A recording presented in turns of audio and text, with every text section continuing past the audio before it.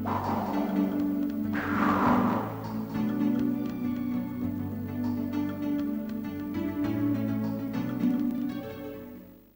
of the biggest releases of 1997 on the Sega Saturn was Die Hard Trilogy, a piece of software which had released a few months before on the PlayStation. There's a lot of excellent coverage that can be found in Sega Saturn magazine around the time before the game's launch, where the crew was extremely eager for it to come out. There was extensive coverage and some quite humorous graphics to go along with the pre-release screenshots and interviews with Probe. What is the story of Die Hard Trilogy? Well, without this becoming a history lesson, when Probe demoed an early version of what would become the car sections of Die Hard Trilogy, Fox asked them to expand the concept into 3 games in one, rather than each film as a different game. This then left us with what is probably to this day one of the best value propositions in video games. Die Hard Trilogy is a single title split into 3 distinct parts. Die Hard is an action-adventure game where you guide John McClane to the top of Nakatomi Plaza, blasting terrorists and occasionally stopping to save innocent workers caught in the crossfire of a criminal conspiracy. Die Hard 2 is a rail shooter set at Dulles International like the film and then moves through several key locations to the final showdown.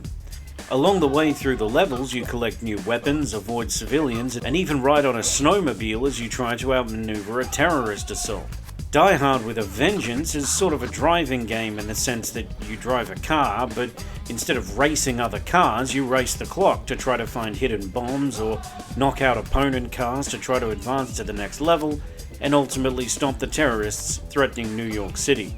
It's really quite remarkable how different each of these sections is, and how fully featured they are.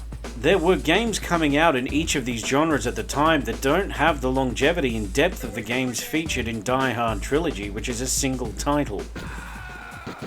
Let's talk about Die Hard first. As an action-adventure game, Die Hard excels in its unique floating camera view of the action, with transparent walls and doors allowing you to get the drop on enemies, or use the excellent radar to keep yourself safe as you travel up the building, collecting firepower, armor, power-ups, and ultimately saving the day. You have a lot of control over McClane, being able to roll, sidestep, and even jump over obstacles and up onto higher ground above you, or things below you. Not only is the overall control of McClane in Die Hard excellent, but the gunplay is extremely fun with several guns and multiple grenade types. You never really get tired of how fun it is to completely immolate bad guys in an explosion or tear them apart in a hail of gunfire. In between the levels, the occasional boss character ambles in and needs to get pumped full of bullets before ascending to the next plane.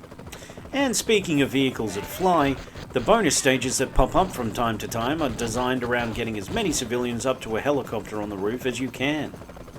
Most people will start with Die Hard as the first game they try in the trilogy, and it's a good one to start with as it probably features the most consistently impressive graphics in it, solely for the brilliant transparency effect that accompanies you throughout the entire experience. This is obviously a very clever trick, but I want to make a very clear point here. If my eye sees something as transparent, it doesn't matter if it's some kind of trick. To me, that's transparent. To your eye, that's transparent. If you can see through it, it's transparent. And while you're playing, all that matters is that it looks great and it gets the job done. That said, it's not all perfect. When you introduce a lot of bad guys, explosions, and breaking glass into a scene, you'll notice a frame rate suddenly dip to the point that it feels like you're in the wrong movie, and the Matrix has somehow found its way onto the Sega Saturn complete with slow motion. This is not a persistent issue, and generally only happens when you have an enormous amount of stuff happening on the screen, but it's something to prepare for. In general, this is a great start for Die Hard Trilogy, and my personal favourite of the title.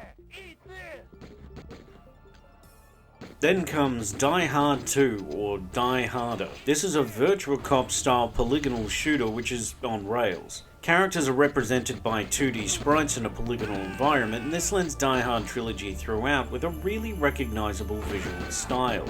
It's at this point, being first person, that you notice how insanely gory the game is for 1996. People's skeletons fly out of their bodies as they explode in a bloody inferno, and I really love how far Probe went with the over-the-top gore in the game. I don't know if this was some kind of subtle prod at ultra-violent Hollywood action movies, but kudos, I've always loved this. There isn't an enormous amount to say about Die Hard 2. It's fun, but much briefer than Die Hard as it's an on-rails shooter. There are still multiple weapons and rockets and grenades to use for variety and an enormous amount of shootable, interactive environmental elements.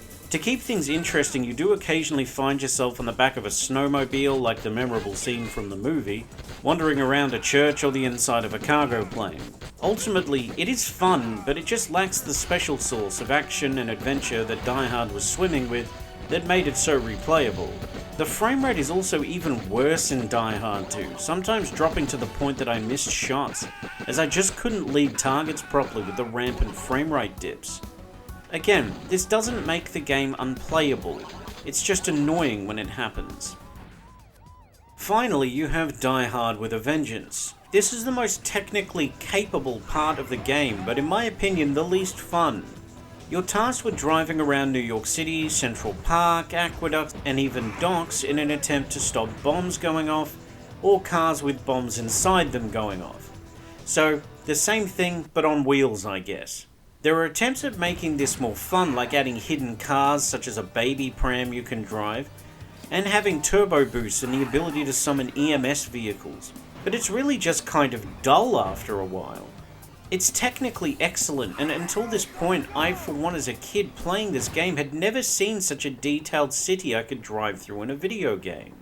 Technically, this part of the trilogy really deserves to be remembered more reverently, as it's almost like a prototype for something like Driver or something from a few years later. Ultimately, Die Hard with a Vengeance for me is the weakest part of the package. It's just a little too frustrating and a little too repetitive for me to enjoy. It's hard for me to recommend Die Hard Trilogy to you more enthusiastically. This is, without a doubt, one of the most inventive and utterly absorbing packages of games ever slapped on a disc even to this day. The idea of taking 3 movies in one franchise and showcasing one part of why the original Die Hard trilogy in each one was genius was utter genius itself. They look good, play well for the most part, and even Die Hard alone is worth playing all the way through just due to how fun it is. This game is definitely a star in the Sega Saturn catalog for action fans, and one I'd highly recommend. Yippee-ki-yay, Mr. Falcon.